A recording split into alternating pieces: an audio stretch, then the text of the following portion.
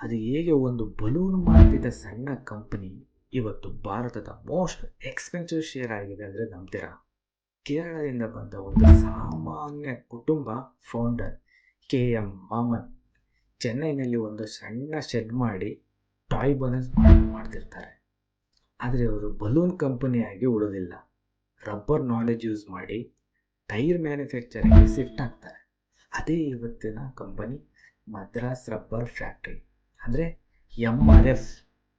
Foreigns ಬ್ರ್ಯಾಂಡ್ಗಳಿದ್ರು quality ಮತ್ತು discipline ಮೂಲಕ 50% market share capture ಮಾಡ್ತಾರೆ. ಶೇರ್ ಸ್ಲಿಪ್ಟ್ ಆಗಿಲ್ಲ, ಪ್ರಾಫಿಟ್ ಹೈ, ರಿಸಲ್ಟ್ 1,35,000 ಕ್ರಾಸ್ ಮಾಡಿದ ಭಾರತದ ಸಿಂಗಲ್ ಶೇರ್. ಲೆಸನ್ ಏನು ಗೊತ್ತಾ? ಹೇಗೆ ಶುರು ಮಾಡಿದೆ ಅನ್ನೋದು ಮುಖ್ಯ ಅಲ್ಲ, ವಿಷನ್ ಪ್ಲಸ್ ಪೇಷನ್ಸ್ ಇದ್ದರೆ ಬಲೂನು ಕೂಡ ಬಿಲಿಯನ್ ಆಗ್ಬೋದು. ಇದೇ ರೀತಿ ಬಿಸ್ನೆಸ್ ಸ್ಟೋರೀಸ್ ಬರ್ತಾ ಇರುತ್ತೆ.